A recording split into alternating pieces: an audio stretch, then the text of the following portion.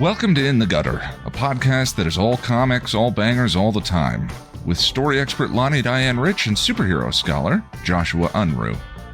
One of the hosts has read almost no superhero comics, and the other has read almost all of them. We'll let you sort out which is which. And now, In the Gutter. Okay, it's so weird. It's so weird, Joshua. Okay, so I tried to, first of all, you sent me this and you were like, this is the first issue that we're doing. We decided we're going to do it in the gutter. It's a banger. It's awesome. I'm like, great. Just tell me what it is. So you tell me, and then I go and do a search, and there's like 12 of them on Amazon that are Captain America Winter Soldier. And so I look Brubaker and there's a whole bunch by Brubaker. It's true. And then when we talked about this, we did a little kind of mini announcement on Twitter. And of course, the very first response was like, hey, I've got it. Is this it? You're like, nope. But on the cover of what the Twitter person sent you is a picture of the Winter Soldier, of Brubaker, Captain America, Winter Soldier. I don't even know, I was so worried until we actually, started taking notes and talking about this story. I had a worry in the back of my head that I'd even gotten the wrong one. And you sent me the direct link to get that one.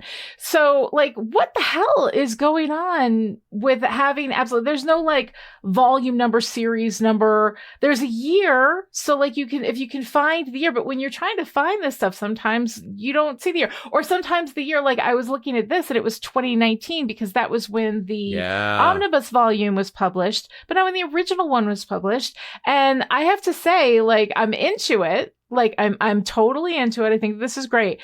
I don't understand how anybody ever finds a comic book that they're looking for specifically. How does that work? With great difficulty, honestly.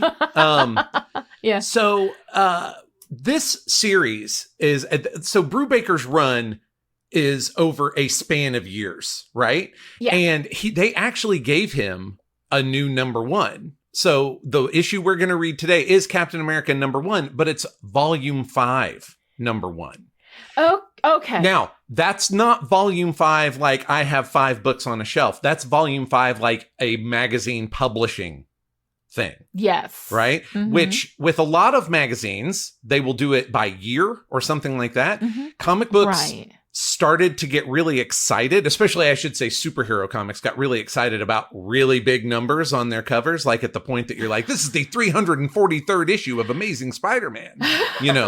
That's a big deal, right? Because a lot of times the runs don't go that long, or the character's not successful or whatever. So if you have a character, Spidey is a great example, Batman's a great example, where you have 3+ titles that are all going into the several hundred issues, they don't always reboot that volume on any kind of regular schedule. And so, for instance, Captain America as a character was in a book called Captain America in the 40s. And then he kind of went away because of World War II ending and the House Un-American Activities Committee making superheroes complicated. And then Marvel happened and they brought him back and he got another book, and that's volume 2, but that's in the 60s. So between the 60s and 2005, they went from volume 2 to volume 5. It's not exactly speedy. So Captain America, is that because Captain America was just not a big hit? Because when I think of course, understanding that my understanding of Marvel happened, like the big bang for me with Marvel was 2008, was right. Iron Man, right? So for me, I see Captain America coming out swinging and I'm like, oh, this is a big character. Was it not a big character historically for Marvel? In the 40s, absolutely. One thing that you and I talked about on our Listen Up A-Holes episode, our MCU podcast, when we were looking at Captain America, I was telling you how popular he was as a character, that his individual issues were outselling Time magazine. And this is in the 40s. When there's not TV, it's radio and it's magazine stands, and he's outselling Time. He was super popular even before we were in the war. And then all superheroes took a big jump in popularity during the war because they got a little, let's charitably call it patriotic. And a lot of comic books were shipped to GIs on the front because they were quick and breezy and you could pass them around, So superhero comics intensely popular, including Captain America, through the end of the war. The 50s, and this is a whole history lesson, but the 50s with the House Un-American Activities, the Comics Code Authority, Red Scare, all of that stuff comes together and just makes superheroes deeply unpopular, so that for the most part, they basically go away except for Batman, Superman, and Wonder Woman. They stay in continuous publication. The 60s come around, DC reboots a bunch of its characters, Marvel shows up and does its thing that's slightly different, and Cap's not part of that original slate. He's actually found in the ice by the Avengers, and then he becomes an Avenger before he gets his own book. And then his popularity sort of waxes and wanes. I think what's gonna shock you is that the reason we got the Avengers and the reason we got the characters that we did is because they were so unpopular in the comics that other movie studios had not purchased them already. Now, I'm not saying nobody was buying Avengers, but I mean, nobody was buying Avengers compared to things like X-Men and Spider-Man sold to Fox and Sony, respectively. So, all right. So wait, explain to me just a second, though. So there's volume 1, that's the 40s. Yes. Then there's volume 2, that's the 60s. What defines, and I know this is probably something you're going to laugh at, what defines a volume? Like, if he was wickedly popular in the 40s, so there were like hundreds of comics, but they were all part of one volume? Yeah, and so in this case, and I am no expert on magazine publishing, so I'm going to do my best here. But this is the difference between publishing arms, right? Like when you say volume in novel publishing, you know exactly what you get. It's one book, right? It might be a collection of other books, like it might be an anthology, volume 1, 2, 3, or whatever, but that's what you get is a book. In magazine publishing, it's really about the calendar most of the time, but also other vagaries, which like I say, that's why if you have a book that wants to have a magazine, I should say, and comic books, I will say a book because it's just title or book, that kind of thing is interchangeable to me. But in this case, think of them like magazines. If you have a magazine that wants to celebrate, the higher its numbers go, you're going to have fewer volumes because when you get a new volume, it starts the numbering back over. Or it can. Right. Yeah. And some of these rules are based on, and I'm not even kidding about this, some of these rules are based on, did you want to maintain your license for second-class mail? Because to just pull a random Marvel example, the reason that Thor was in Journey into Mystery is because Journey into Mystery was the anthology book that they introduced him in, and he became popular enough to become the main story. And so they didn't have to get a new license for second-class mail because those cost a lot. Journey into Mystery just becomes Thor. But if I recall, they didn't change the numbering. Like they just kept the Journey into Mystery numbering. So that kind of thing will confuse this because nobody cared about volumes in a bookstore way until the 1980s. And even then they didn't care a lot. But they care a lot more now. Like the bookshelves at your Barnes and Noble are a huge deal for comics in a way that they have never been before. It was all treated like magazine publishing. So a lot of this confusion is that kind of like we're doing multiple publishing arms at the same time. On top of that, comic book companies are notorious for releasing multiple volumes that cover the same story. Like, here's one that costs about $10 that's on paper you could use as toilet paper. Here's a really nice deluxe edition with hardcover and glossy pages and stuff like that. And then they'll do an omnibus, which is frankly too big, in my opinion. Like, it's like doing homework. If I have an omnibus edition, I got to sit at the table like I'm doing my math homework in 8th grade. I can't hold that thing up. It's terrible. And that's really what happened with this Captain America run. It was so popular that like they spit out a real quick edition and then they do a deluxe edition and then the movie happens and they do a whole different version that's, more focused on just the Winter Soldier stuff. I mean, there's just a whole lot of different approaches to make money. And that's before you take into account that names like Captain America and Winter Soldier are also characters in the damn story. So For instance, our Twitter friend, that story was actually centered on Bucky and Natasha. So it's centered on Winter Soldier and Black Widow. So it was called The Winter Soldier, even though we're also going to have a story called Captain America: The Winter Soldier. But wasn't there more than one? And this might be just I got confused and I started running around in circles. But I remember doing a search and there was more than one, not just Winter Soldier, but Captain America: Winter Soldier. There was more than one. So I was looking for the Brubaker. But my understanding is there was more than one by Brubaker.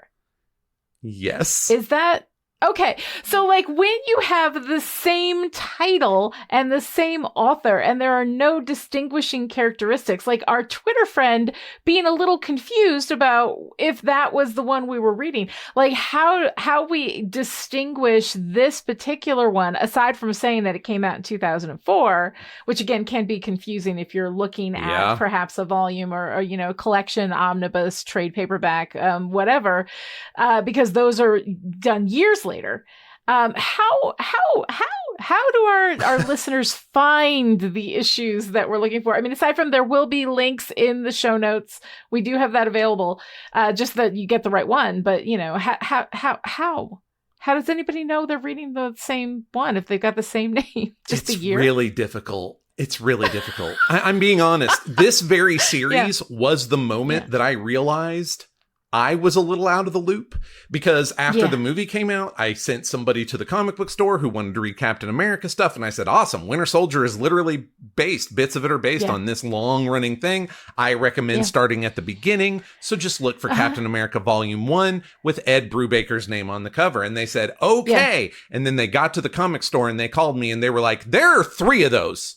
And they actually had to video call me and I had to do it from the cover, which I only knew because I had read it already. So I don't have an elegant There's solution no way to this. to make it make sense. Well, I you have know what? one elegant solution. Yeah. Find a friendly local comic shop that is good and ask for help. That's it. And I'm ask honest. for help, because that is the only way to navigate. Yeah. All right. So here we are in the gutter, right? What are we doing today? What are we starting with now? Episode 1 of season 1 of In the Gutter. What are we doing?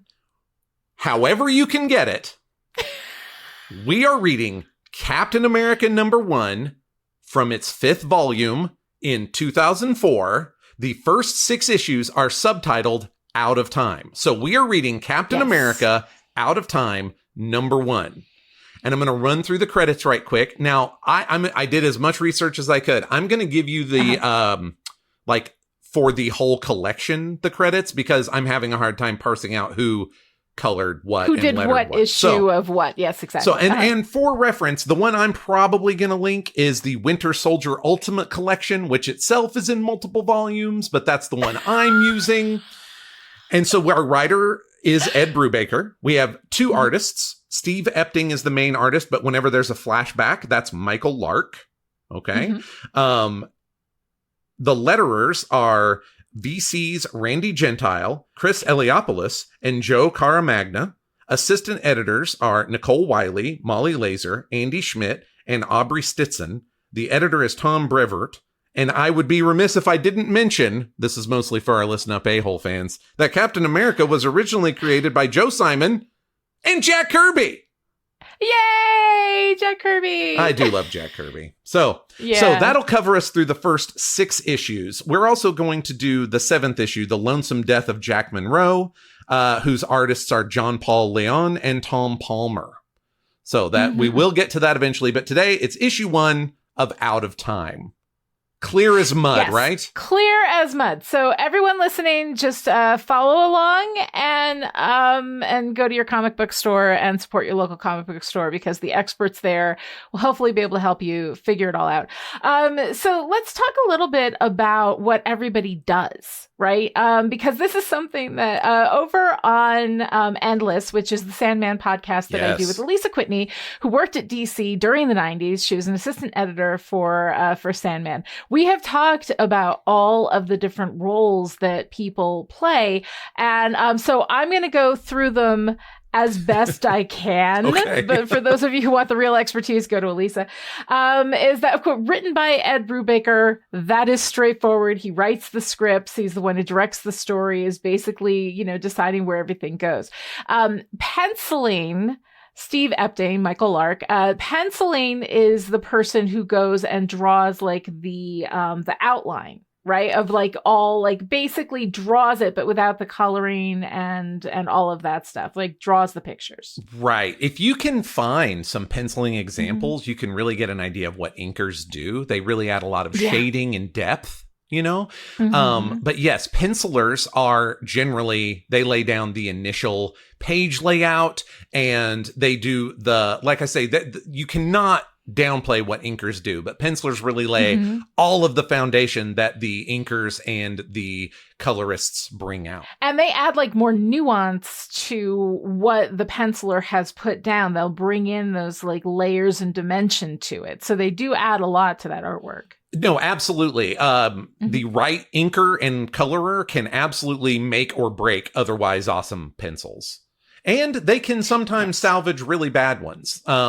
There's plenty of anecdotes mixed in here. I will say in this case, from what I can tell, both Epting and Lark are illustrators, is how they're billed, which makes me feel like they're probably penciling and inking their own pencils.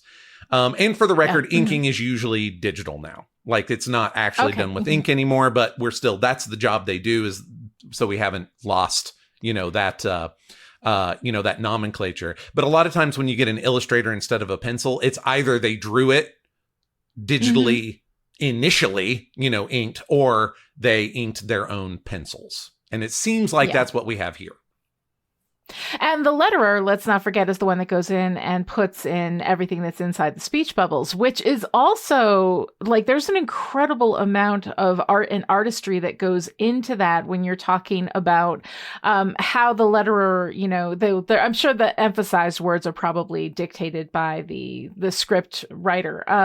But still, like, there's emphasis on certain words. Sometimes there can be different kinds of font work, especially like Sandman. I've noticed a lot of that going on. When certain characters are speaking, the way that they are lettered is actually different. So it gives you a sense of their voice and intonation and all of that. So there's a lot of stuff. There's a lot of creativity going along. And I think the reason why, and correct me if I'm wrong, but the reason why the art needs to be split among all of these people is because we're on a timeline, and that kind of art requires a lot of time. So if somebody comes in and, they pencil it, then while somebody else inks and colors and does all that kind of stuff, they can then pencil and arrange the next one. Yeah, that's exactly so right. They can then do that. It's just the timeline on comics is so tight that you have to have a number of people doing all of this artwork. It's just too much work to get done in that time frame. That is 100% true even now today in serialized superhero comics. A lot of times when you have something that's coming out more episodically, or you have an indie comic that only comes out when they're done, with all of it. Yeah. Those duties will still be split up because the skills are just different. Like, everybody who can pencil is not necessarily everyone who can ink, and vice versa. So you'll still see that split up even in more episodic or more self-contained stories. But absolutely the splitting up of duties originally started with superhero comics because they've got to put out somewhere between 22 and 30 pages every 30 days. And I'm led to believe the average comic book page takes about a day to draw. So, oh my goodness. Yeah. Yeah. So that's a lot. They're sort of always laying track while the train's moving. Exactly. All right. So now that we have laid our own track so that we understand all of the things, we're not going to have this discussion in every episode. We are going to get into the individual story that we're talking about. The individual story that we are talking about this week, what do we have? And if nothing else, friends, this is the moment where you can make sure you've got the right volume, because if this makes no sense to you, you read the wrong issue. In Out of Time, we begin with a flashback to 5 years ago, which, to be clear, would have been the year 2000, where we are introduced to Russian General Alexander Lukin, who is surviving the fall of the Soviet Union by getting the heck out of Dodge with all kinds of experimental weaponry and technology. but not before he shoots the then current Red Guardian in the head and tries to sell some of the high-tech gizmos to noted Nazi shithead, the Red Skull. The Red Skull sees a person floating in a vat and he is very interested in purchasing that item, but Lucan isn't having it, unless Skull is willing to trade the reality-altering, wish-granting device known as the Cosmic Cube. The Skull doesn't have the cube, but also says it'd be a cold day in hell before he traded it for anything. Flash to the present, that is, 2005, where the Red Skull has pieced together a new cube from shards of previous versions. It's depowered, but the Red Skull has plans to murder a bunch of people in several cities in order to power it up. He's in Manhattan so he can watch Captain America watch his hometown go down in flames before the Skull uses the cube to take over reality. Skull feels that Cap is in a dark place because of everything that's recently happened, including the death of Clint Hawkeye Barton, good riddance, and the disassembling of the Avengers. Cut to Sharon Agent 13 Carter visiting Steve, where we discover she has something in common with Red Skull. She thinks Steve should maybe find some chill before things get worse. We flash back to a week previously where Steve went a little too ham on some AIM-affiliated terrorists. Sharon points out this is exactly the problem, and Steve is a wise-ass and then talks about nightmares because he is extremely mentally healthy. Obviously. Steve sees Sharon off without her benching him for some reason, and we realize the Red Skull is spying on Steve and doing so from literally 1.5 feet away sometimes. We cut to the Skull musing over his impending triumph. He receives a phone call from Lucan, who is offering to purchase the unpowered cube. Skull scoffs and the two of them swing their respective manhoods around for a minute before someone shoots the Skull dead, takes the cube, and reports to Lucan that the job is done. Oh my God. There's so much to talk about in this issue. And I have to say, Josh, it's not that I don't trust you. But it's just that, like, here we are, we're going into this comic, and I just wanted to go into it, like, with an open mind, that I wasn't going into it expecting anything from the first issue.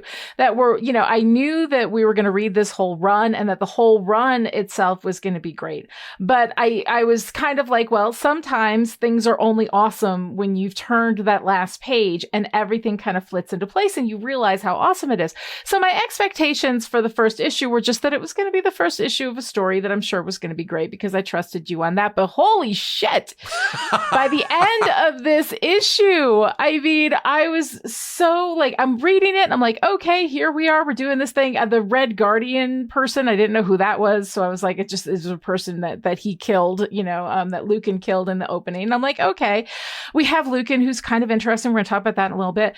But there's so much stuff, like going on here. And I'm like, yeah, this is pretty standard. And then we get to that last bit. And all of my expectations, which, were not that high, are completely blown out of the water. And I'm like, oh, we're doing something completely different here. And I have to say, like, I texted you and I was all caps texting. I was like, oh my God. And Joshua, guys, was loving it. He was texting back and with all these gifts of joy because he knew he'd gotten me. Oh, yeah. So this is, of course, my first time reading this. I didn't know what to expect. And I think that the first issue here is incredibly strong. Now, you've read it before. So when we're talking about responding just to this issue, I mean, what are your feelings on that? Yeah, this is only the third time that I've read this since 2005 or so, right? Mm-hmm. So I did know that things were going to pop off hard, and I knew it would mostly be on the last page. So it is weird to talk about my expectations for a single issue. I think that this one does a phenomenal job at hooking you, but it really does it in a very specific genre way, which we will get a little more into as we talk. And just as a look behind the curtain for our listeners, the other series that we're going to cover this season is another big favorite of mine. But as far as first issues go, it could not be more different than this one.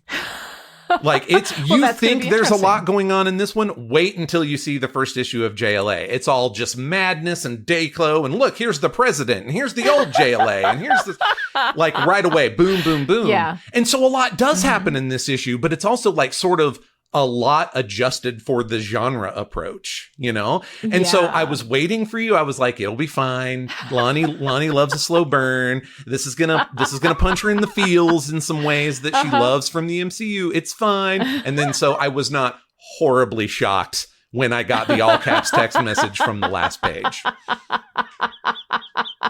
Yeah, it was pretty great. And what's so fun too about this season and doing this new show is that, like, you know, traditionally we've been talking about Marvel stuff, and I've been getting a lot of Marvel background. And here we are opening with Marvel and Captain America. But yeah, for the next thing that we're going to do after this, which is going to be part of our, I don't know what we're planning now, 11 episodes. Should be about 11, season 1 of In the Gutter, right? Is we're moving into a DC story, which I think is going to be really fun, because I've always had this sort of idea about what the difference is between DC and Marvel, and it is so unbelievably uninformed, you know, and now the only DC stuff that I've read has been the Vertigo stuff, which, you know, was launched under Karen Berger and is just different, like a different kind of feel from like your classic, you know, DC stuff. I'm very excited to be reading that. And now, but starting with Captain America, a character that I love, in this space, from a writer who seems to me to be very assured in his capabilities here. Like I'm really looking forward. I've never read anything by Ed Brubaker. I've never engaged with any of this, but I'm really enjoying just being in this comic space. I've learned so much doing the Sandman podcast about how incredibly powerful this medium is and how often it gets just kind of dismissed. So I'm just really excited about it. I am also excited. I mean, any of our listeners that have followed us from Listen Up A-Holes know that a lot of my frustration with the MCU is not that the MCU is necessarily doing anything badly. It's just that I know their source material. So a lot of times when something comes in kind of at a B- C+ level, I'm like, but you were borrowing from A+ stuff, you know? And you heard that enough from me that I'm excited to bring you into this A+ stuff and be able to kind of ride on your shoulder with it, because all of these stories are going on in the midst of a much larger story. So, you know, you don't know about Avengers Disassembled. You didn't know Hawkeye was kind of dead. I mean, you know, that kind of thing. So I'm glad I'm here to like kind of spackle over that stuff so that we can really focus on how good this story is, because you're absolutely right. Brubaker is a very sure hand as a writer. You won't be surprised to know, largely became known outside of superhero stuff for crime and espionage thrillers. So, yeah, I mean, which you can see the DNA for the espionage thriller is all over his run on Cap.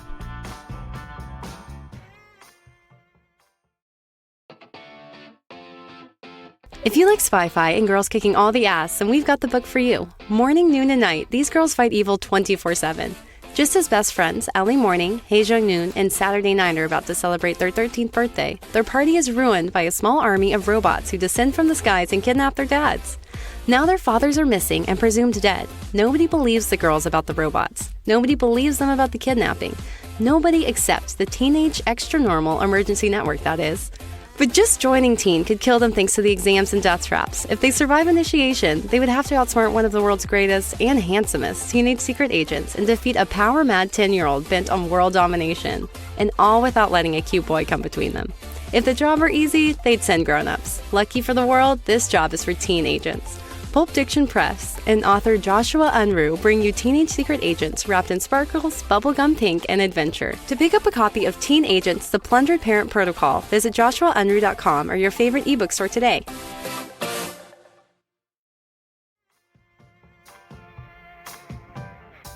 So one of the things that we like to do over on, I keep talking about the Sandman podcast, but that is where I've been learning all about this stuff, is kind of talk about the cover art. And I'm, you know, again, I'm a little confused by all of the cover art and what, because it's just like an image, you know, that has like the body outline and the number 1 on it. And I'm grateful for that, because like I have, you know, the number 1, Oh, no, because that's that's a different thing. Okay, forget it. Sorry. Let me start this over again. No, keep it in, because you're literally going to be the audience viewpoint. I'm so confused. Right. Okay. Yes, I'm the audience viewpoint, but I'm also like much, much more easily confused, because there's that one, I was like, there's the one that has like the outline of the body on it, but the cover art itself is this the last page? Is that supposed to be because that's the one where we have the shot of or we have the image of Red Skull murdered, his body splayed, it's got a pool of his own blood, everything is black except for the circle of light on the body. His head is at the bottom of the circle, there's blood pooling around him, it's almost black, it's almost more shadow than blood. It's this very like incredibly like visceral image that feels like a cover image, and it has Out of Time on it, but it's also the last page. So does that count? That's not the cover image. Is it That's the cover the title image? page. It's the title page, but it's here's on the the last thing. page of the thing. Comics are confusing me, Joshua. I'm so Usually. confused. And usually is doing a lot of heavy lifting when I say this. Yeah. But usually your title page would come at the front of the book. You'd get like the masthead. Right, You might get a little yeah. like, bitten by a radioactive spider or frozen in the ice of 19. Which can sometimes come after like a cold open. Right. So it can. Right, so that's a title page. What's In- do we in have this a case- cover?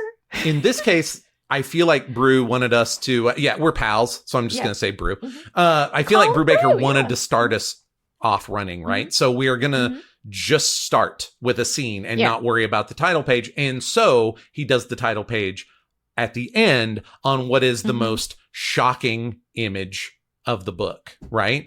And Yeah, and what is basically the we're not fucking around image. This Yes. is the image where you're like, okay, we did not come here to play. We are really doing something here. And here is that moment where you can pause on the dead body of the person that was set up this whole issue to be the antagonist. Really interesting. But the actual cover, and I don't want to actually this, because what I'm saying please is do. it's confusing depending on which collection you're reading also, because sometimes That's true. they will use the cover to break up the individual issues. Sometimes they will put all the covers at the end so that the story's not broken up, but you still get access to that art because the covers are almost always beautiful, right? And in this case, I'm going to hold it up for you. This is the actual cover, which I will describe to our listeners. So it's an Epting cover, so it's very much of the style of the interior, which not every comic book does that.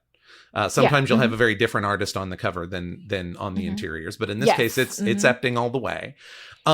It's Captain America in the sort of extreme foreground, running directly at your face. In the background, the kind of extreme background, you've got New York City and helicopters and jets and a helicarrier. And in the midground, you have Agent 13. Of course, she's going to be a big deal throughout this whole run. And you also have Nick Fury for some reason. I mean, he is going to be around, but he's not in the first issue. So it's like, all right, I guess it's going to be espionage. Well, we talked about S.H.I.E.L.D. a little bit. And is Nick Fury the head of S.H.I.E.L.D.? And so there's... Yeah, so there's some of that. Okay, so I had trouble identifying, and this is because I'm reading it digitally in the version, because you sent me a link, and I'm like, okay, I am getting this. Because I don't trust myself to go and buy something anywhere else if it is not the link that Joshua sent me. So I got that. And I'm reading it online, and that's fine. So we have these like interstitial images because, now that is the cover for the big book. That's also for the issue cover 1. for the first issue. Yes. All right. So we're using the cover for first issue to be the cover for the big book.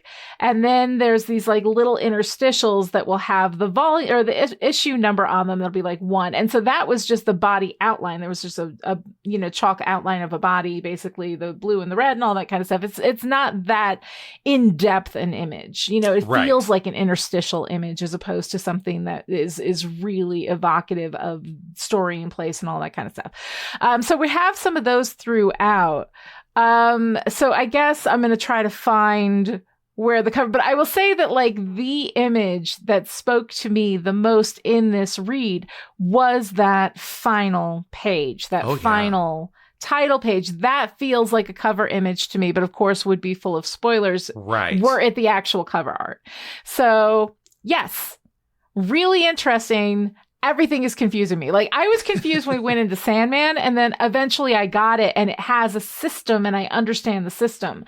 This is hodgepodge all over the place. I don't understand.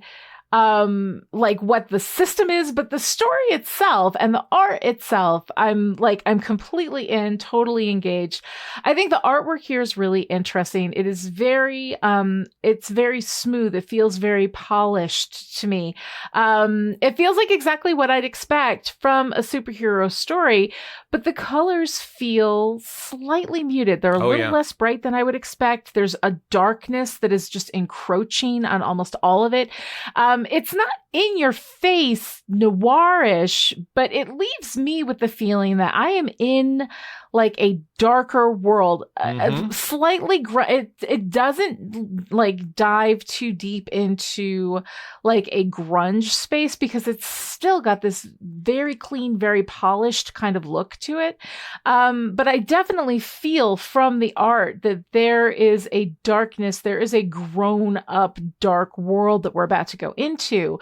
Does that make sense as far as like the art goes? Like what do you pull from this?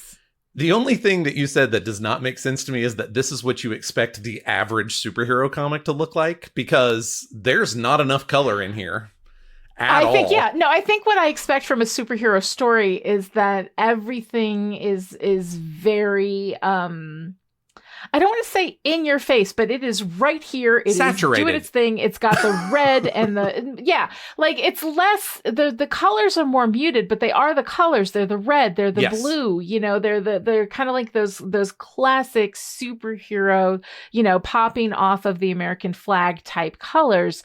So we are using those colors. It is very red and very blue, but it is also like less saturated, more muted. There's more darkness, and so I found that like an interesting kind of, but it also has a very polished art look, I think when you say polished, let me see if I get where you're coming from. So I would describe Epting as a photorealistic artist. It's not, there are certainly artists who are even more, photorealistic. Right.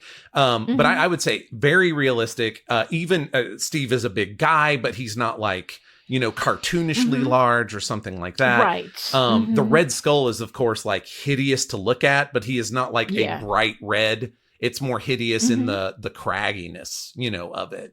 And from having said that, Brubaker really is most well known outside of superhero stuff for crime thrillers and espionage thrillers.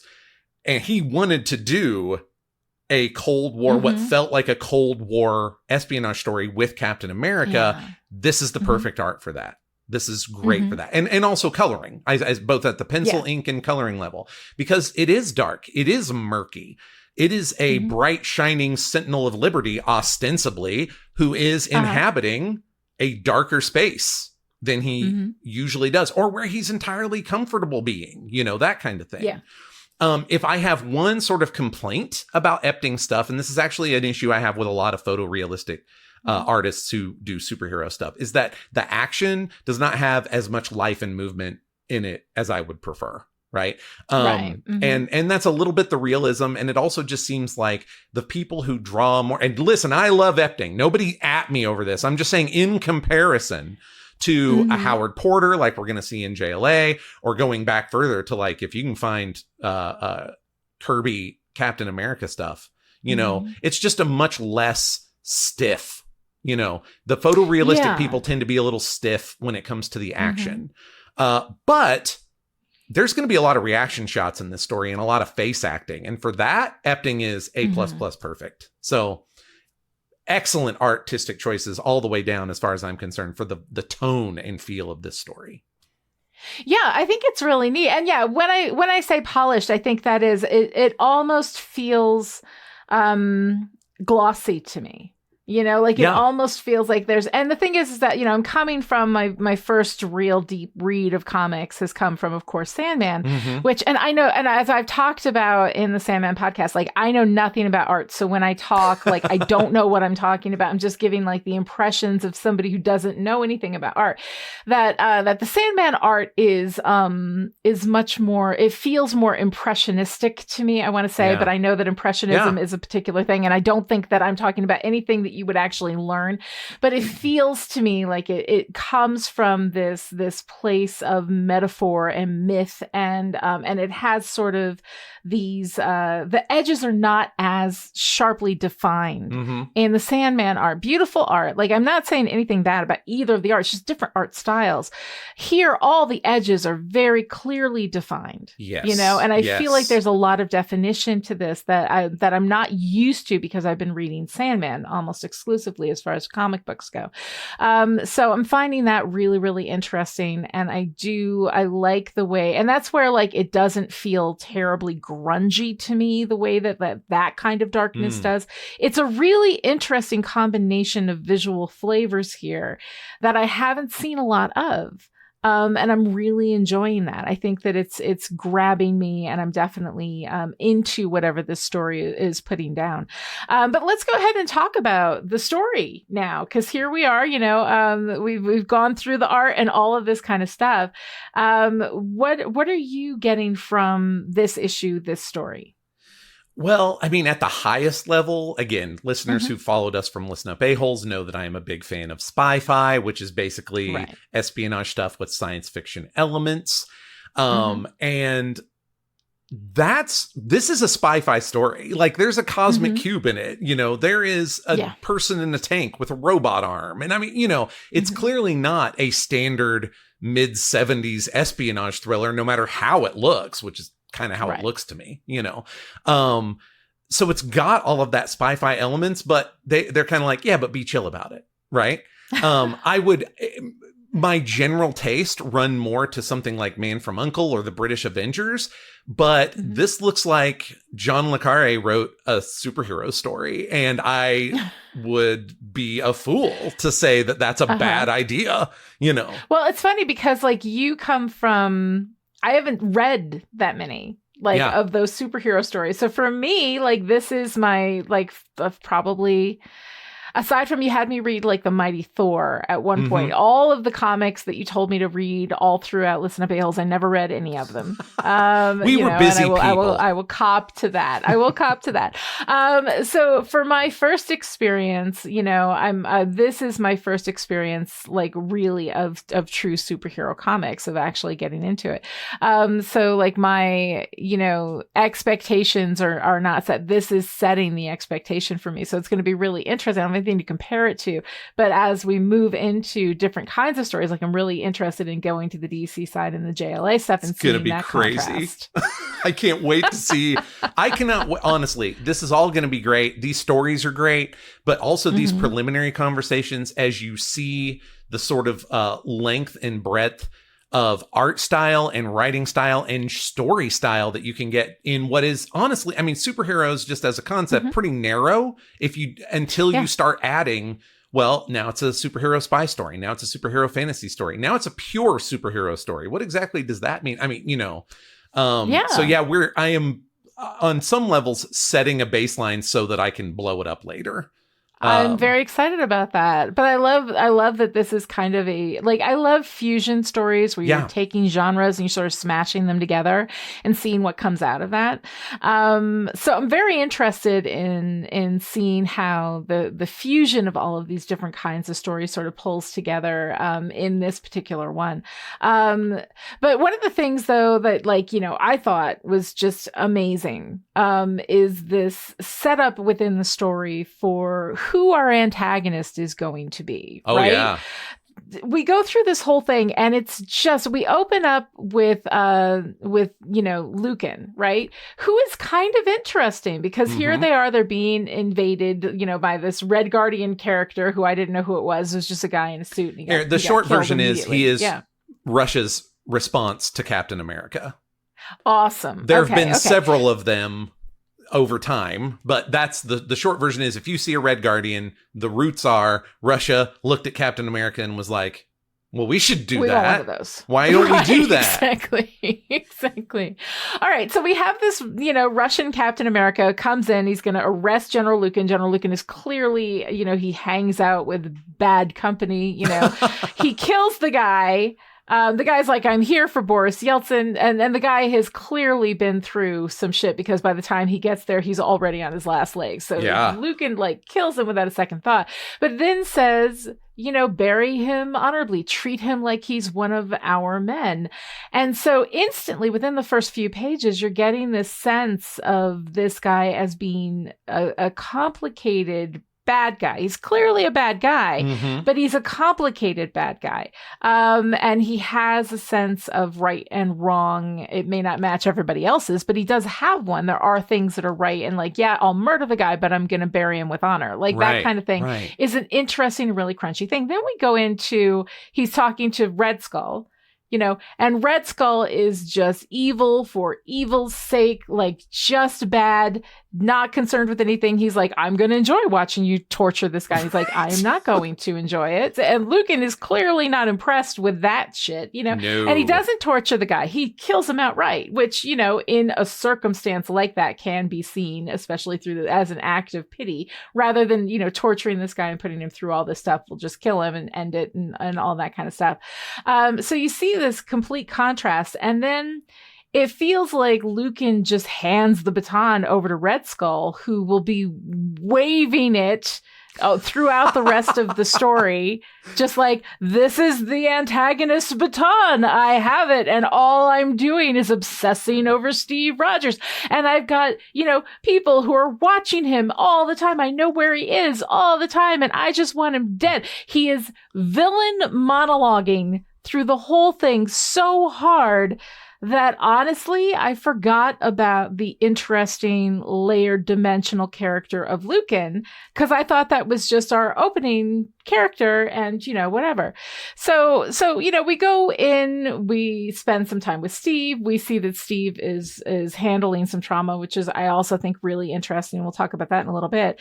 And he's walking through all this stuff, and he's in this, this like fake house that has a hologram over it. So it looks dumpy, but inside it's where Steve Rogers lives. And he's just trying to figure out his life. He's lost Bucky. He's lost all these people. He lives in the 40s, which is where the source of his trauma was. And that is a very real experience. When you are experiencing trauma, you live in that space. Time does not go by. You still live there. And when you go back, you revisit it in that moment. So I loved all of that.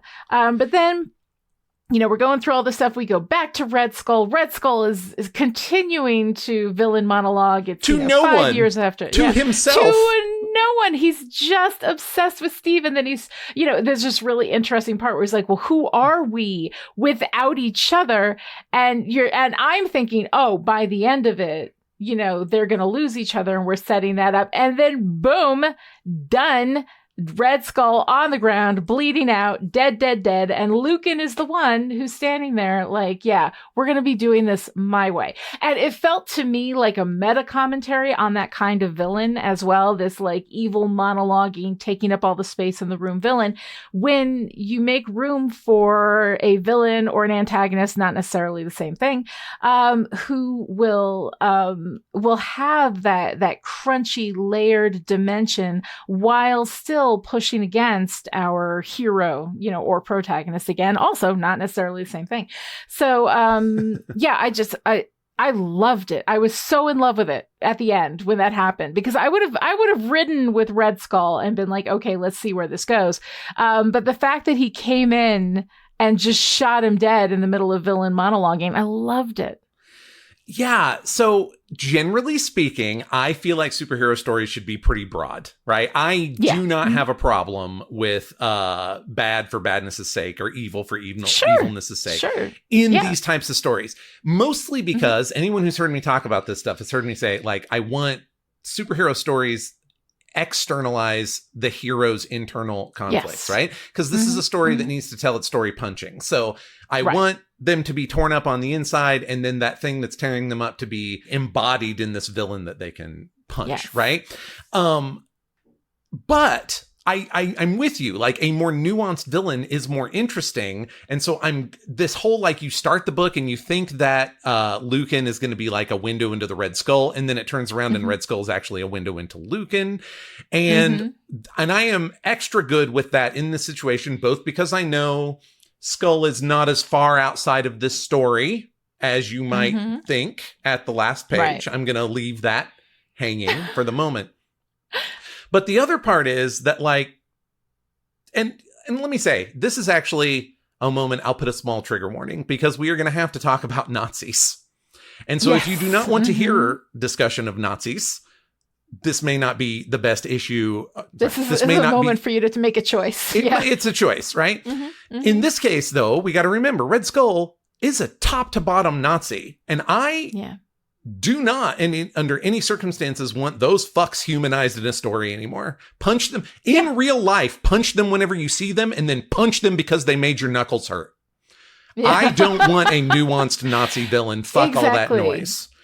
Exactly. So we set him up because we can't do a sort of seminal Captain America thing without Red Skull, but then we shuffle him off to the rafters for a bit, and his touch will be felt as we go, but he is clearly not going to be the focus of this nuanced espionage thriller. For that, we need Lucan, a man who considers himself the last good Russian. You know. Right. Yeah. And that he feels like he has, you know, a mission, like, you know, he believes in something. He believes in what he's doing, and that's why he's doing it. Generally, like overall, I'm usually going to prefer a more nuanced villain over somebody like Red Skull. That said, I know enough about comic stories to know what to expect there. And having somebody like that, who again is, you know, representative of something, you know, who is, you know, yes, evil for evil's sake, you know, fine. But also, like, there's much more going on in that commentary. And yes, I'm not interested in humanizing any Nazis. So if we have somebody who is a villain, who is a Nazi, then I am going to ride with that person being just all bad. Like, I'm fine with that. And the thing is that narratively, that also works. Narratively, evil for evil's sake is not a problem. You know, as far as like putting together a story and making it work, what you need is an antagonist who is blocking a protagonist from getting what they want. And in the end, a winner has to be decided. That's, you know, to make it work narratively, that's all you need. But overall, generally, I like an antagonist that makes me love them a little bit, that makes me feel a little internal conflict about how I feel about that antagonist. See Spike from Buffy.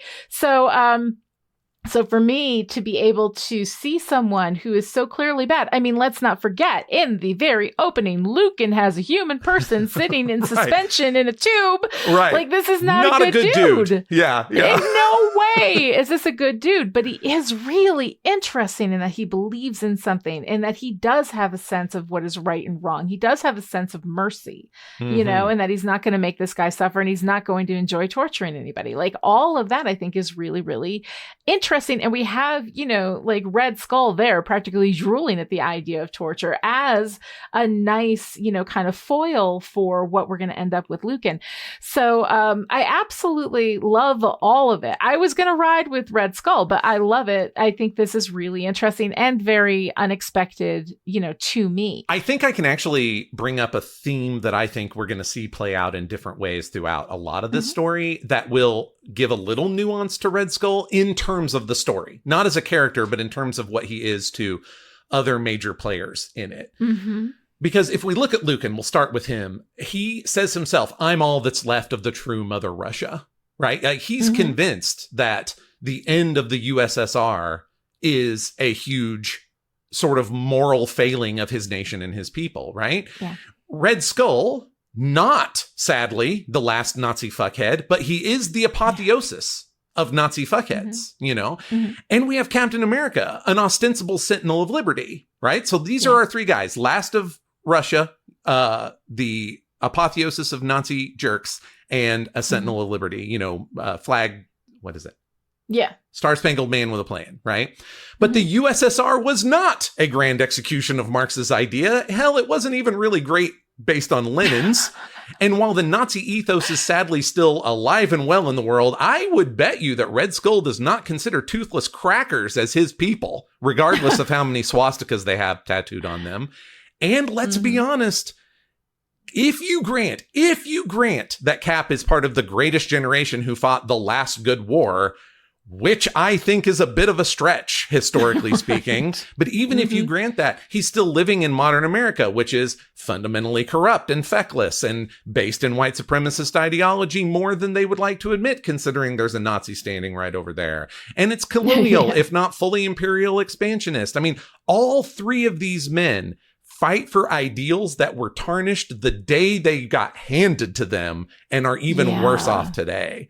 And that's not accidental. Like that grit is going to be, we're going to be faced with that constantly from these three characters. Yeah, I mean, I love it because when we talk about Cap, you know, here we have Cap and he is representative of that like deep down home American goodness. And once again, I completely, totally co-sign and rubber stamp, you know, your argument that was fucked when we got it. It's complicated. It's complicated in a way that not all Americans are comfortable with it being complicated, and pointing to him as, like I say, greatest generation, last good war. Yeah, that's a very uncomplicated look at what ought to be more complicated stuff. Exactly. But then what we get here in Cap is extremely complicated. Yes. You know, like we open up with Sharon coming to see him being like, what the fuck, dude? You know, like you know, like he's like, I did my job. You know, but he did it in a way that was was clearly not okay. And especially because we have that contrast, right? Here we have kind of a Cap reflection of Red Skull, not of Lucan, right? Of like, he's kind of enjoying tearing the shit out of these guys and maybe doing his job a little bit too much and getting a little bit too into it. Which of course is clearly like a trauma response for him, you know, because he's very traumatized. And I got to tell you, I love that we're having him process his trauma. But, you know, going back to your point, here we have Cap who is behaving in like, you know, kind of a on the ride to Red Skull. Like we're talking about Cap on the spectrum at one end and Red Skull at the other. Cap's moving a little bit more toward the middle. It's true. I actually really like that bit, actually, that he is overly brutal, that he treats, I mean, these are terrorists and they're trying to set off a dirty bomb in Coney Island. I'm not saying buy him a cookie, but you have Agent 13 going, yeah, it's a little much, Steve. And while there are some complicated ethical and moral conversations to be had about the superhero concept and how superheroes act in stories.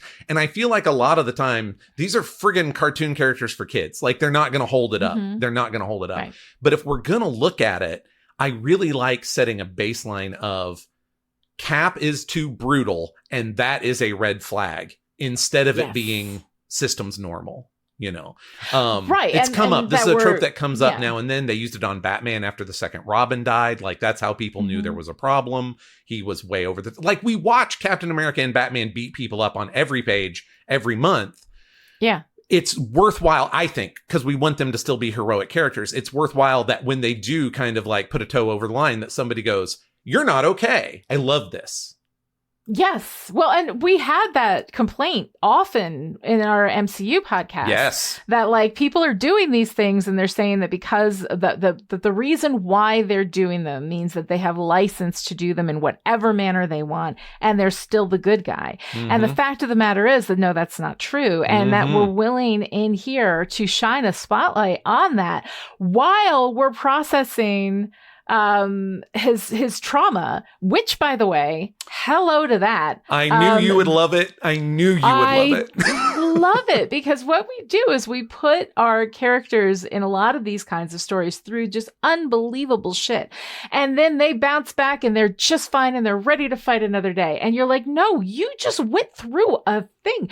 You know, so we've got Steve. He's suffering. He is living in 1944 where he lost Bucky, where he lost people, where there were people that he couldn't save. And he is really feeling that trauma. And I mean, honestly, to see characters processing their trauma in fiction is more important now than it has ever been, but it's always been important and we don't do it enough because what we do is like in stories where people go through through all these terrible things and then they're fine. That is reinforcing a message of, you know, if you were tougher, if you were better, if you were Cap, you could handle it when we think about our own trauma. When we see our heroes processing trauma, that opens up a space for us to be like, okay, I went through a thing and I know what Steve's talking about when he says he lives in that moment, that he hasn't left it yet, because that's what trauma does. You have a flashback. You are not in the moment now. You are in the moment then. You are reliving that experience. And it takes time and it takes fucking therapy and it takes everything to like walk through that, understand it and process that trauma. And when we see these characters, we put our characters through so much because that's what makes good fiction. But we don't often do the cleanup on the back end, which is, yeah, I've put this character through this. Like as writers, you know, I put this character through this. Now I have to work through what I put this character through. Because that is also part of what that story is. So as soon as we have Steve there talking to Sharon about his trauma and showing that overreaction, I mean, I had a therapist who told me once that when people overreact to something, that is a trauma flag. That means that there is trauma there. And it's one of those things that, you know, I was saying I had this reaction to something and I don't understand why I reacted this way. It's so over the top. It's more. And I was holding that on me. Like, I can't behave. Like, I don't know how to behave. Like, this is, you know, she's like, no, it's a trauma trigger. And she explained the whole thing to me. And I was like, oh my God, that makes so much sense, you know? Yeah. And so to have that, like, actually laid out in the fiction, is so incredibly meaningful to me. So, like, that in addition, like, you know, here we've got this, you know, more nuanced villain and Red Skull getting shot in the middle of a villain monologue. And then we've got Cap processing his trauma. It was like this issue was made specifically to delight me. And I absolutely love all of this stuff that we're doing. I have my reservations about Sharon, though. Oh, tell me. Yeah, let's talk about Sharon. I think that Sharon as a character in and of herself is fine, but there is something about her being Peggy's niece that feels to me like we are replacing Peggy. Like, Peggy was Peggy. Peggy was back in the 40s. Peggy is in the past. We got to move on from that. Cap's got to move on from that. Totally get it. By making the girlfriend, and they've broken up at this point, so they've kind of gone through that process. But by making the girlfriend her niece, it just feels like she's just as good as Peggy. Shut up. That's what it feels like to me, rather than processing the fact that Peggy cannot be replaced. Cap is allowed to move on, but Peggy cannot be replaced. And there's something about her being her niece that just bugs me. Aside from that, Agent 13, Sharon, she's fine. Like, I got no problems with her. It is purely that conceptual space where I'm like, don't tell me that she's just as good as Peggy because her last name is Carter. She is not, you know? This is interesting because on page, Steve has so much more history with Sharon than he ever had with Peggy. And honestly, some of the stuff that seen the shows. You've seen the shows, you've seen the movies, right? And so much of what was done with Sharon is in the comics is fed backwards to Peggy in the movies. Not necessarily like in a one-to-one, but they just that level of competency and how important Peggy is. Like, she was a love interest in those wartime Cap comics. But I mean, they were wartime Cap comics. Like, it was the 40s and they were being shipped to GIs, and it was written by two guys who had invented romance comics, but nevertheless still two men, right? So Peggy was just like sort of elevated to the point that it made any sense for her to be on the battlefield with Cap, right? Yeah. Like, she's great and important, but I mean, as far as the amount of screen time, page time that we get, it's Sharon all day. And let me tell you, so interesting. Let me tell you a thing that'll make you even sicker about this niece business. Remember that originally it was the mid 60s when Cap came out of the ice, which means it had been all of 20 years, which means he comes out of the ice still physically, 23, basically. Yeah. And Peggy would only be in her 40s. Originally, Sharon was her actual niece, not her great niece.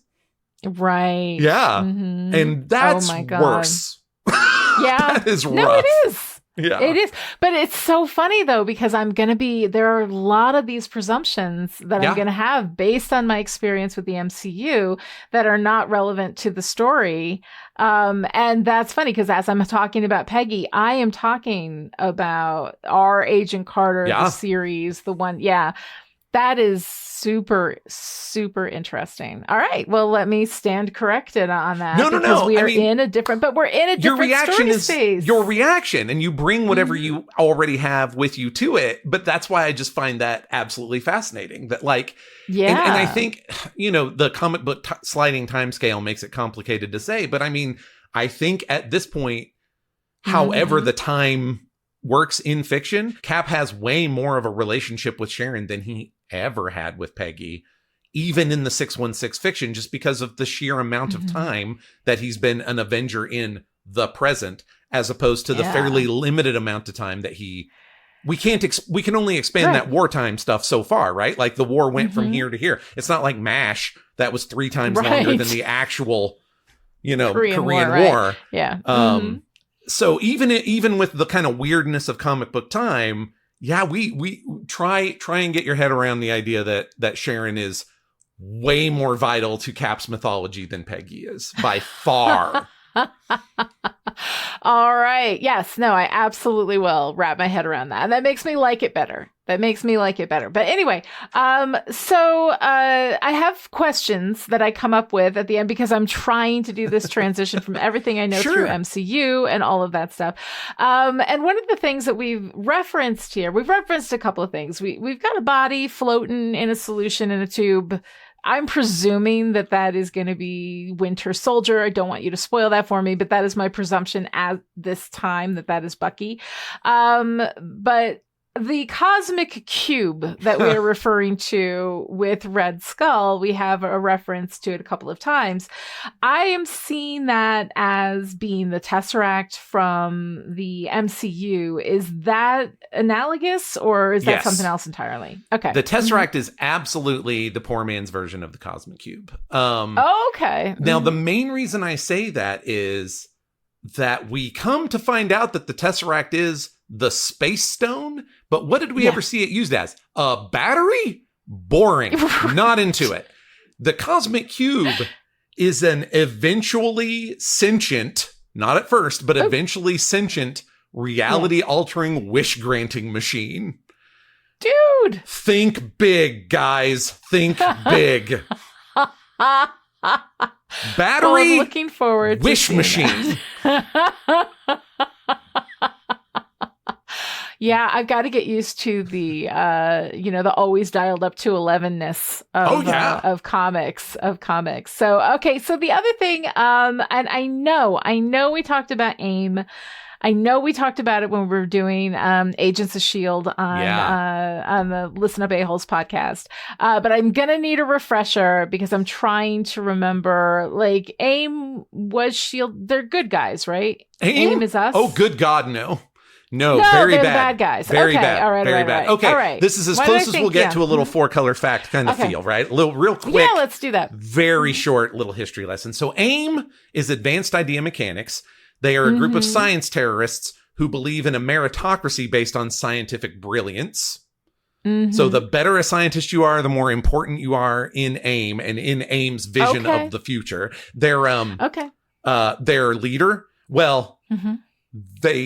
they have a leader that you're familiar with. We'll talk about that fella in a minute. But underneath that guy is the Scientist Supreme. That's what he's called, right? That's AIM. Now, they started out as a subdivision of Hydra back during the war. They were created by Baron Strucker to create super advanced weapons for Hydra. But when Hydra falls, AIM grew beyond that remit, although Strucker and Hydra sometimes show up and start going, no, but we were here first. You have to work for us. Right. There's a contention there, that they've grown beyond where they started, but they can't deny where they started, right? AIM is actually pretty decent at their job as science terrorists. They have made at least 3 very dangerous things. One of them being the original Earthbound cosmic cube. The first cosmic cube made on Earth was created by AIM. They also created an android called the Super Adaptoid that borrows superheroes' powers. So you just get beat up by your own gimmick. And perhaps the pinnacle of their work, they created everyone's favorite mobile organism designed only for killing. MODOK is the leader of AIM. MODOK! Oh my God. All right. I think I got AIM confused with maybe, is it SWORD? There's a proto shield organization. So the right? MCU wise, what is it? The something scientific reserve. The SSR is the proto shield, right? That's the proto shield. That's SWORD, what I got it confused with. SWORD in the comics is like shield in space. SWORD in the MCU is something to do with artificial intelligences and robots. That's why they were involved in WandaVision, right? So they have very different remit. I'm trying to figure out who you might have, gotten twisted around by. But yeah, that's the deal. AIM is bad guys all the time. And they're actually, so this is a fun one acronyms. For this. It is. Which, okay, so Hydra is not an acronym, but they often treat it like it is, like they put it all in caps and stuff. This is because the roots of that stuff is in like 60s spy-fi, where you had UNCLE, UNCLE, it stands for stuff, right? Mission Impossible Force is, IMF, like that kind of thing. So that's where the roots are. That's why SHIELD, SHIELD is a big, long acronym like UNCLE is 100% what's going on there. So they have some roots in that. I get confused by all of these organizations and which one is which. So I'm glad that I asked about it. Yeah. Buckle up a little bit, because one of the things that's going to happen during this story is you're going to see splinter groups of AIM. Because again, this is sort of treading in some realistic espionage area, right? So the idea that a once very powerful, consolidated terrorist organization would have a massive setback and splinter off because they're cells anyway, right? So you're going to see some other splinter organizations connected to AIM that are, you have to ask the question, are they AIM or are they something else entirely? And that's, and I mean, we've done that, with the, in our, never ending war on terror. We've literally seen this happen with actual, terrorist organizations. So it's kind of neat, to see that reflected in a really over the top superhero way. So I want to ask you something. You have a note in here that I wanted to follow up with you on, because I'm curious exactly what you meant. And we've talked a little bit about this because the differences in history, right, between the MCU and the 616.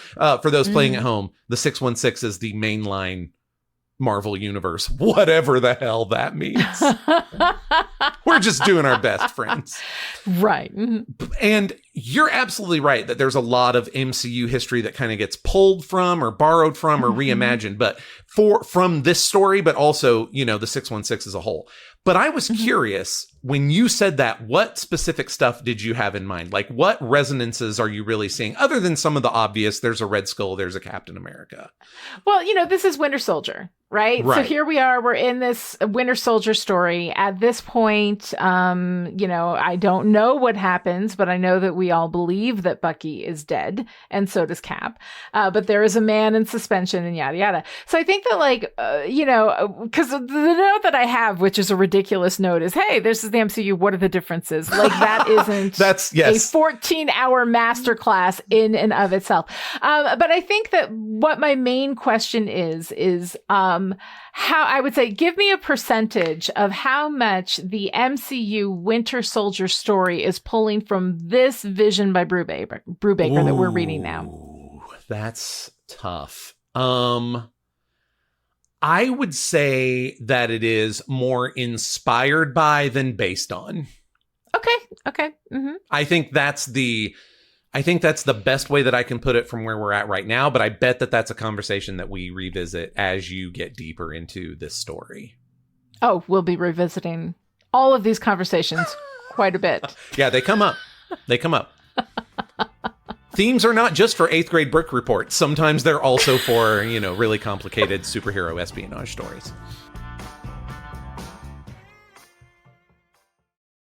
Stories are the most powerful thing on Earth. They are literally life and death. Wars are waged based on the story of who is the hero and who is the villain. You are the result of a story your parents told each other, the one-night stand, the soulmate, and friends who became so much more. Life and death. So wouldn't you like to understand them better, these stories? How Story Works, an elegant guide to the craft of storytelling by Lonnie Diane Rich, demystifies stories and helps you understand why you love what you love, why you hate what you hate, and why prologues are almost always a bad idea. How Story Works by Lonnie Diane Rich. Available on Amazon in ebook, audiobook, and paperback form. Get your copy today.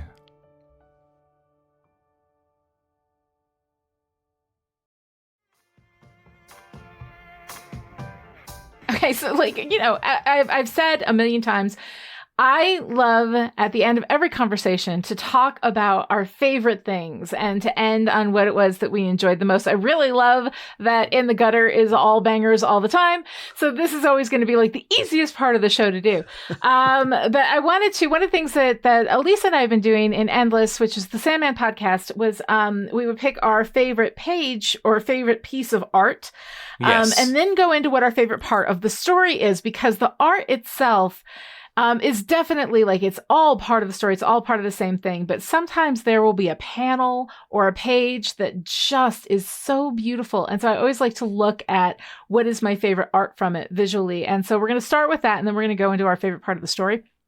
But my favorite page, I love what we've got going on with the reflections. We see at various times that like Red Skull be looking, through a window, and we'll see this reflection, and we have Cap looking through windows and we see reflections on there. And I think that given the fact that we have, we open with Red Skull being this like cartoonish enjoyer of torture, for other people and watching people be tortured, way over the top for whatever it is that he's trying to, achieve.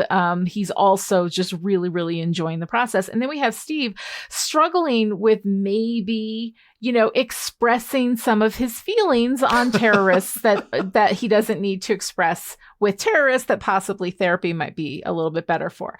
So he is getting to where, maybe a part of him is also sort of enjoying that torture, like really, like hurting people more than necessarily they need to be hurt in order for you to stop the bad thing from happening. So then there's this one page where we have Red Skull. He's looking out the window and we see the reflection of Cap superimposed over Red Skull's face. And I love what that does thematically. I think it's a really interesting, kind of analog to make visually in that space. And I just thought it was beautifully done. So that's my favorite piece of art in this issue. I don't mind telling you that reflections are going to continue to be a thing. Yeah. In a more robust way, I am not at liberty to discuss right this instant. Yes. So, so I love that you took this really deep thematic look. I think my favorite page as far as the art goes is the first full page that we're introduced to Agent 13. This is a place where that face acting that Epting is so good at really comes through, because she is clearly not here for Cap's bullshit. Like, she's just like, can you stop jumping around, you fucking toddler? I'm trying to have a conversation with you, right? But she can't. That's what she wants to do. This is Peggy's niece, after all. That's what she wants to do, but she knows she can't do that because he's a big, stubborn man from the 40s. So she's got to like kind of mollycoddle him through it, and she's just like annoyed about it the entire time. But she's also like catch it, soften it. Why do you think that is, Steve? Instead of just, like, fuck's sake, what is wrong, So there's just a lot going on with Sharon on that page. And again, like I say, when the action, there's some good action in this issue, but it's a little stiff to me. But Epting's doing the thing that we really need Epting to do. And that's that page, because I know a little bit more about their history and how she's just like, oh, fuck, I could just choke you out.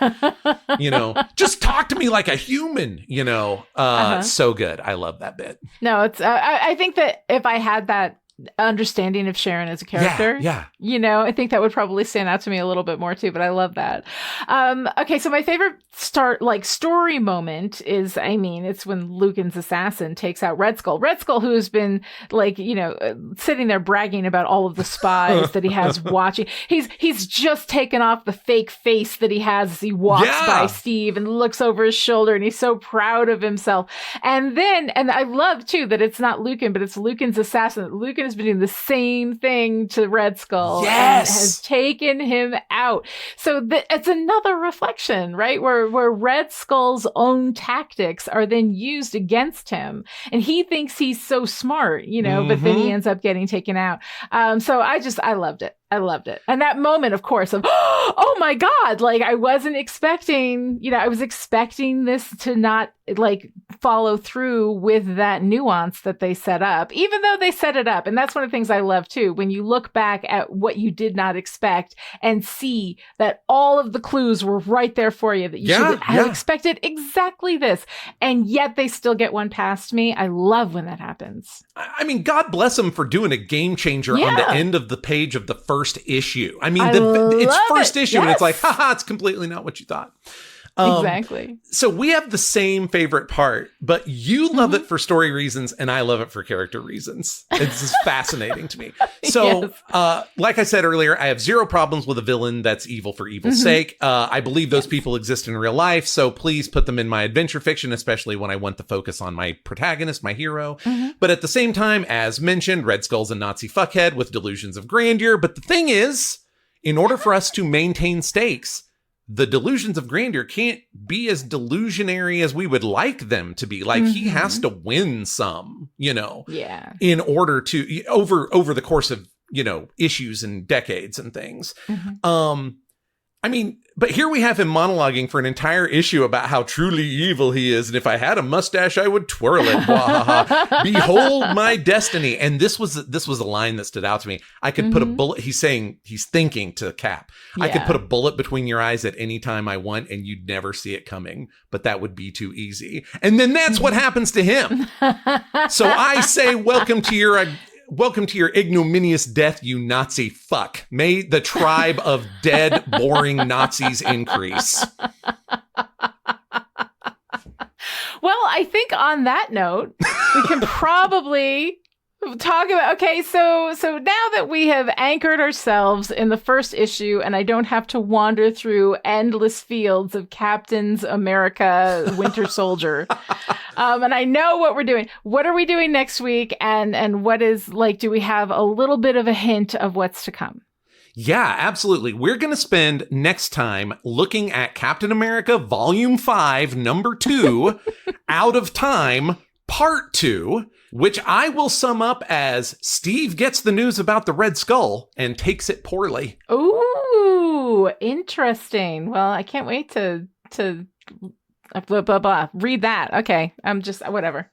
It's the end. It's been an hour and a half. It's all fine. You did great. It's fantastic. I did. You could go into the music with ooh and be in great shape, I think. No, I'm going to leave all this stuff in. Are you kidding me? This is what it's like to hang out with me and Joshua, where I just ramble on. The bloopers. I don't know what's going on. Behold the bloopers. There you go. Thanks for listening to In the Gutter with Joshua Unruh and Lonnie Diane Rich. If you enjoyed this podcast, please consider talking about it with your friends, leaving a review somewhere, or supporting Chipperish Media, patreon.com/Chipperish.